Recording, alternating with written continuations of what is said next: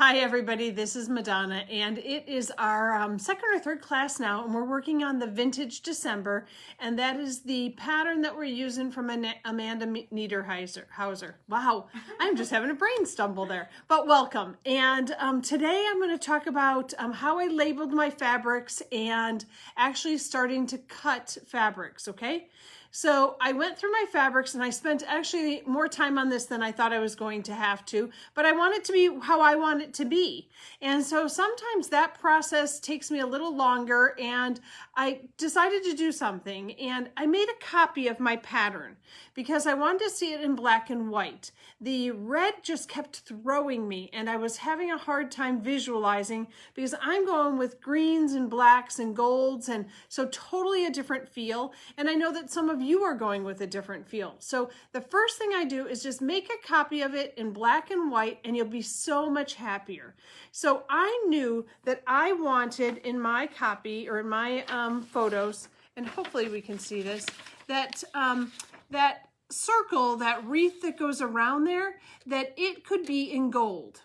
So I had to figure out where in my colors or where in my cutting that was going to be.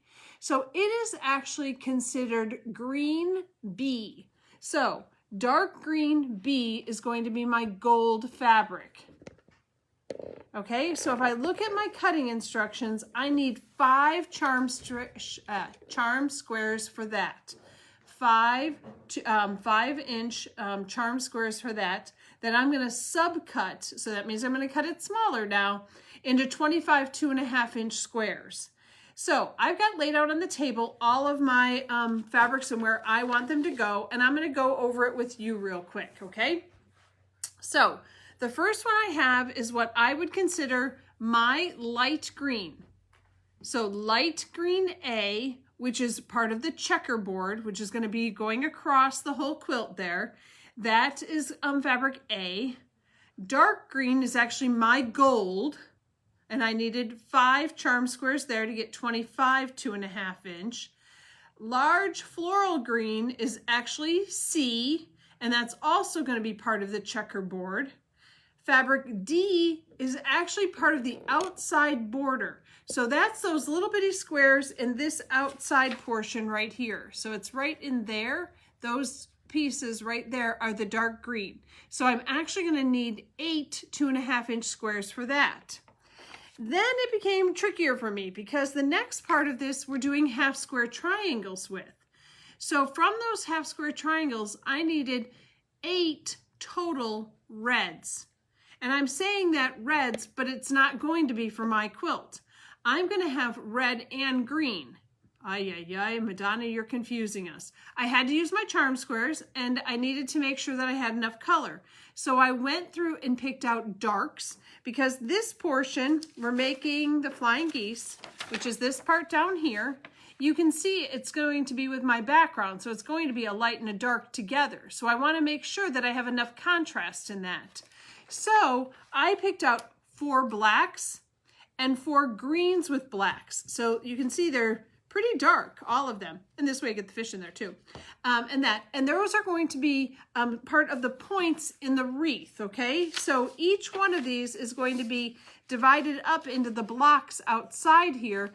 And we've got, I'm going to do green, green, green, green, black, black, black, black. So we're dividing that one block into 2 sections. And you'll see more as we go along. But I just wanted you to see how I was dividing. Then the last set of squares that I needed were actually the pieces for up and down, so the crosshairs in there. And that is just going to be a variety of fabrics, and I chose them to be lighter. So I went through my charm pack and picked out things that I liked and that weren't super strong. So this is the only one I'm a little bit nervous about because it's a little bit darker. So maybe I'll change it with the black and white one now that I'm looking at it. Maybe I'll change that out and put this one in there. Oh, that does work better. So none of those are really strong. I'm going to need to get out of them a certain number of squares. So I just have to play with that a little bit to make sure I get the right number of squares out. And those are going to be for, like I said, the chain part of it, the crosshairs of the design. So you can see it all works together nicely. We're going to have these as our larger pieces that are going to be cut. This is going to be part of the checkerboard on the outside. This is going to be my circle that makes the wreath. This is also going to be part of the checkerboard, and these are going into the outside sashing. So, yay! That took time, and it probably took me 45 minutes. So don't think that you're the only one that doesn't stress over this. I put the fabrics back and forth and back. I had at one point decided that I wasn't going to use any of this fabric, but I decided that I needed it because I needed to be able to have enough contrast. And that one gave me more contrast, but it carried over the gold nicely. So it's just playing with it all. And I think I like what I see so far. So, okay, so now I want to talk a few minutes about cutting. And cutting is one of the first places to do right or to go wrong with, okay? And I enjoy cutting. I like doing it. I like when things turn out right. So I have a couple tools that I've put on the table here to show you and to help you with your cutting. First off, I have a really good mat. So the mat that I'm using is a Quilter Select mat. I like it because it has 1/8 inch measurements on it, all the way up to full inch measurements. It goes from right to left and left to right and right to left and left to right. No wrong way that you can lay out your fabric. So some of us, even though we're left-handed, we cut right-handed, but sometimes our math doesn't work. So you can't go wrong with this mat. The other thing about it is it has a light side to it and a dark side to it. Let me show you the dark side. Okay, so when I'm cutting light fabrics, this works out great, but when I'm cutting dark fabrics, it blends in too much. So it's much nicer to be able to have the lighter side of it. Today I'm going to be using the lighter side. All mats get used up. At some point in time, you've put too many cut marks in them, you've gone top to bottom and left to right too many times that you're not going to get a good cut. If you can't read your lines really good and crisp, it's either time to renumber it, which we've done that many of times, move over so you're not cutting on the same measurements, or it's time to get a new mat. The pro of these Quilter Select is you are actually getting 2 mats, one on either side, so they do seem to last a little bit longer for our customers. The ones that say that they're self-healing, it doesn't truly heal. It has a little bit of an abrasion in it that helps it to keep working longer, but at some point you are going to cut all of that off. We are cutting the mat every time we cut. It's just the way it is. So you do have to get a new one. The Quilter Select are my favorite, but they're not everybody's favorite. When you put your ruler on them, they make things very difficult to move. So this is the perfect time for one of those dime mats. Put one of those underneath it so that way you can get your ruler to move easier, because your cutting mat is actually going to stay stiffer for you. It's not going to glide so much. You're talking about the dime hoop mat? Yes, the hoop mat, the dime hoop mat. It's just a piece of silicone that you can put down underneath when you're hooping for embroidery. But it's great for putting underneath your mat so your mat stays still so that you can get your ruler off. I like that it doesn't slide. I don't want to accidentally just barely touch my ruler and it goes flying across. I want to stay as nice and tight as I can. But for some people, it makes it difficult to get off. The other thing is that the Quilter Select mat is affected by heat. The Olfa mat is affected by heat. The Quilter Select will flatten back out. So the reason I have 2 of these is customers have brought them back. They've returned them to us because they've gotten warped. Well, we just need to have patience. And if you put this outside in the sun, or you put it in a spot in your house that gets a little bit warmer than the rest, and put something heavy on it, it will flatten back out. It flattens back out from the time it's in my car and it gets a little wave to it, but it does take a little bit of time. The Olfa mats, while they're really, really good, if they're exposed to the heat of your car for any period of time, they will actually warp. And there's no way to get that out. We have tried to soak them. We have tried to put hot water on them. We have tried just about anything, and they just won't.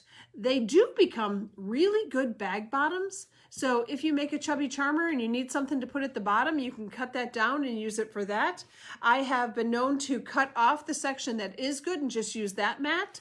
So, I mean, there are ways to save it but not save it. So just that little bit about the mats. The rulers. I have become a huge fan of Quilter Select. They are super clean for me to read, not for everybody. So we do carry Quilter Select, and we also carry the Checker rulers here, there. Creative Grid rulers, yes. They're made by a Checker distributor. They're called Creative Grid, and they have black and white lines on them. And for some people, those are easier to read. And that's just personal preference. So I am going to use the Quilter Select rulers, but one of the things I want to talk about is choosing the right size ruler for the project, okay? So today we're cutting 2.5-inch squares. All of these things in my first row here have to be cut into 2.5-inch squares. All of these back here in my back row here, these have to be cut into 2.5-inch squares. Plus we have some yard goods that we need to cut into 2.5-inch squares. My 6x24 ruler is overkill. And because of the size of it, it makes it much more difficult to manipulate so that I'm sure that I'm actually straight when you're working with this big of a ruler. So try to go to a size that's more appropriate. Today I'm going to be working with the Quilter Select, and this one is the 3x12. And my reasoning for liking this is most quilt blocks don't go much bigger than 12 or 12.5. So I've got a good size here, but I like 3 inches, not 2.5. And the reason I like 3 inches is that my whole piece of fabric then is all the way underneath the ruler with ruler still holding onto the mat. And that makes a big difference to me. I don't want to be shy and then not being able to get it in there. So I do like a 3-inch ruler, and we carry a 3x12 and a 3x18. My first choice is a 3x18. I forgot my ruler at home, so what do I still need? A 3x12. So I bought this one today, and I'll use this today, but I really, truly appreciate the 3x18. I do use this all the time. So I got myself a new one of these today also. This is called a ruler grip. And I don't use it as much for holding my ruler as I do for lifting and moving my ruler. So I just take it, I've got 2 little suction cups on here. I'm going to suction cup this onto here, and now I can pick it up and lift it because it is kind of stuck on there. It kind of, I hate to use it words, it gets a suction to it, but your fabric is kind of magnetized underneath there, and this makes it much easier on my hands to pick up. If I'm always taking my fingernail and going up and underneath there, I'm also taking off a little bit of that Quilter Select finish. Okay, a good rotary cutter. So that's the last tool that we really need to think about. So a good rotary cutter is a good cutter when you're able to use it. A new blade is your best friend. I like the Quilter Select because they're weighted, but we use the Ulfa, thank you, Deanna. The Ulfa cutter for years here. We liked the one that had the squeeze handle on it because we knew automatically when you released it, it was closed. I'm going to go over how to use this real quick. It's not hard, but it's different than the Ulfa. So I've got my hand on it like I would have on a steak knife or on a hammer. I'm going to put my finger onto the button, and as soon as I do, it releases the lock on it, and I set it down. I take my thumb off, and now I'm just holding on to it. I'm able to cut, tip, and lock it. So push, set it down, your blade is open, my thumb is off of the button, and I'm able to cut. As soon as I'm done using it, I just turn it back in my hand and lock it in the closed position.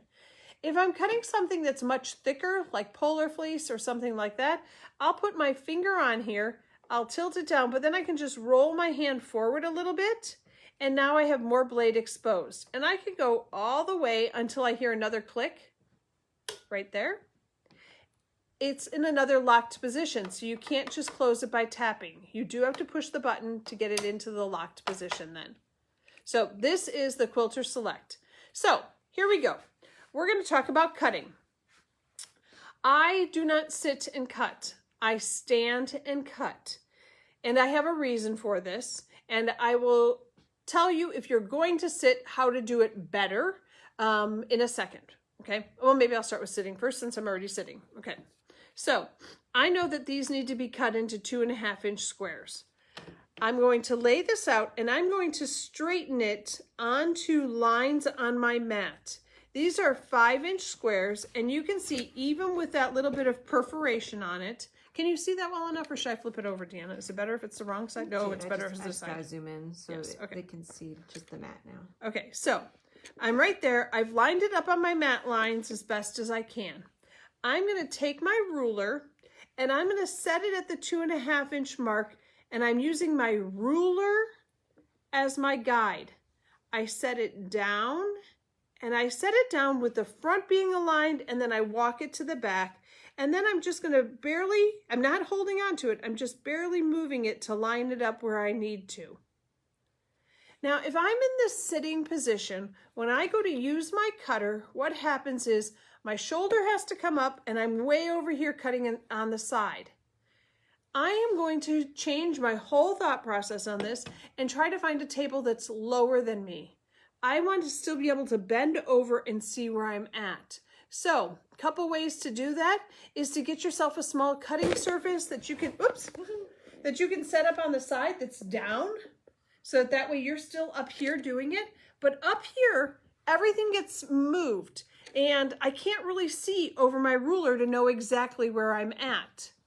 So be careful when you're cutting that way, because you can't really see, you're kind of guessing where that edge is when you're sitting down from it. When I stand up, I can look exactly to see where the whole line is sitting as in comparison to the outside line of my fabric. Yes? We have somebody wanting to know, what do you think of the Kai Rotary Cutter? Oh, the Kai Rotary Cutter is nice.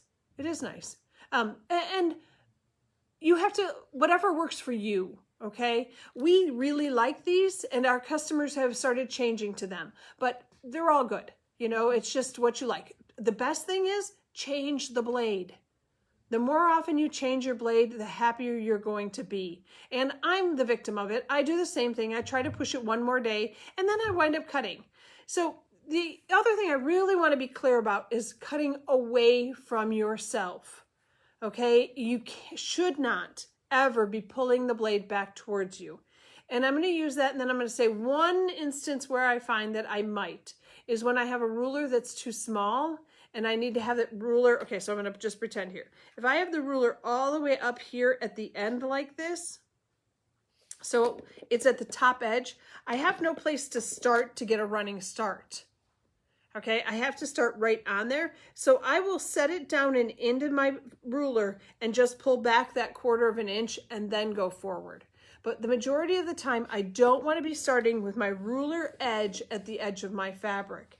If you saw when I lined it up, I was using the center of my ruler to line this up with. The other thing is that we have a tendency to cut off our edges. Okay, most rulers, if you lay them down flat on the table, you can see that they're not any longer connecting and touching as tight as they are in the center to the edges, because we have a tendency to drive into them. And that's not going to give us the best results, because every time you're just a few threads, and a few threads we know adds up. So just be careful with that.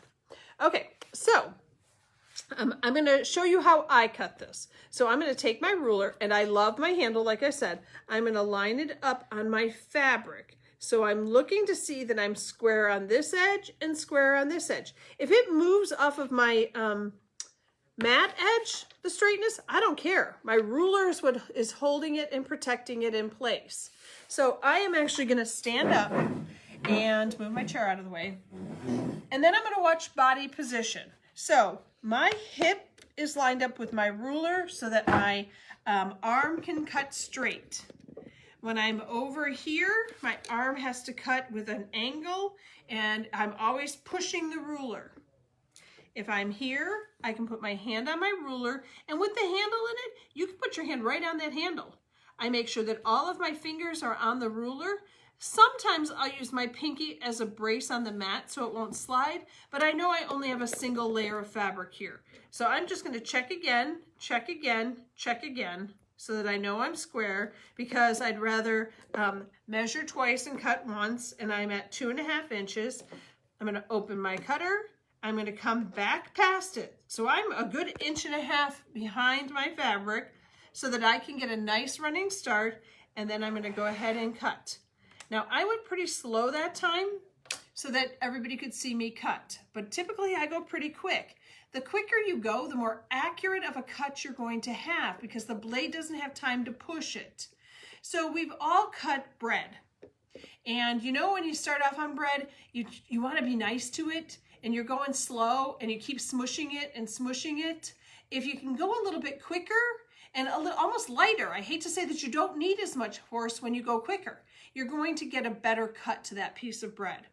Okay, so I've got my piece. I always consider the piece that's underneath here the one that I protected. It is in the perfect place. It's exactly the right side I needed. The piece that's out here is whatever it happens to be. So the piece that's under here, I hold on to this until I pull this away. That way I can make sure I got that cut all the way. A lot of people will let go of this and then they go back and they chew off whatever they didn't get. If they hold on to this and take this back and away, you'll see if you missed anything and you're able to fix that. So now I'm going to go ahead and do what we call cross-cutting. So again, I'm going to take my ruler off. I could line the two of these up because this was a 5-inch square. Make sure that they're sitting all perfect. And I'm going to go ahead and cut in the opposite direction. I did use the line on my mat to at least give me the first part of my straight. I'm going to put my ruler on at the 2.5. Front edge is down first. Set it down and back. Hand on the ruler. Open up my blade. Start about 1 inch behind. And because I have 2 layers this time, I definitely need to go quicker. And away I went. Tip, off, and now I have 4 2.5-inch squares that look all so nice. 1 set done. Last tidbit before we stop for today. A question that I get answered quite often is these little fuzzy edges. Are they in the 5-inch square? Are they out of the 5-inch square? You're going to need to measure. Depends on who the manufacturer is, depends on how well they were cut. Not every time that we've gotten them in are they perfect 5 inches. So just look at it. I consider the outside edge of those little tips as part of my fabric. Because this is less than 1/8 of an inch in there, and then that way I know that they're 2.5. So when I measure this out on my mat, and I put that right in that corner, that's right on the 2.5-inch mark, so I'm happy with that. So, yes. Oh, put it up here? Oh, no. Or you want it? I want it. Okay. It's a square. That's all I'm really concerned about is it's a square. So she's talking about the little pink edge. The little pink edge. So, be careful, be quick, and by next week, I need you to have bop, bop, bop, bop, all in 2.5-inch squares. Oh, one more time. Okay. By next week, I can do this. A, B, C, and D all need to be 2.5-inch squares. And actually, the 5 that we have left over that are used for those little sashing borders, those also need to be in 2.5-inch squares. So let me move these 2 out of the way. So you'll have 8 pieces for your half square triangles, and everything else needs to be in 2.5-inch squares. Now, I would get yourself some little snack size Ziploc bags and have them marked A, B, C, D. These are the reds, so it's greens and reds. Greens and reds, even though mine's gold here. And then we've got these reds are the ones that are used for our little sashing in between. And that's what I think I need today. Anything else, Deanna? Don't touch these. So those aren't cutting at all. Do not touch these. Yep, leave these exactly the way they are. So you should have 8 squares, 4 red, light red, and 4 medium red, or 4 dark and dark, but those don't get touched. Do not. Do not. These are the ones that we're going to cut. And if, you know what? If you don't cut them by next week, it doesn't matter because next week I won't be here. I won't be here next week. Am I missing 2 weeks? I think it's just the one weekend. The one weekend. Okay, so yes, it is one weekend. Okay, so I won't be here next week, but I'll be back the next week. So we'll catch up. And the thing is that you can always watch this all later. So don't be stressed that you've missed something. If you have a question, please ask it. And Deanna and I will get an answer to you. I did have a question. I think it was on the pinked edge that somebody asked me in person. So I helped clarify that in person. But that's about it.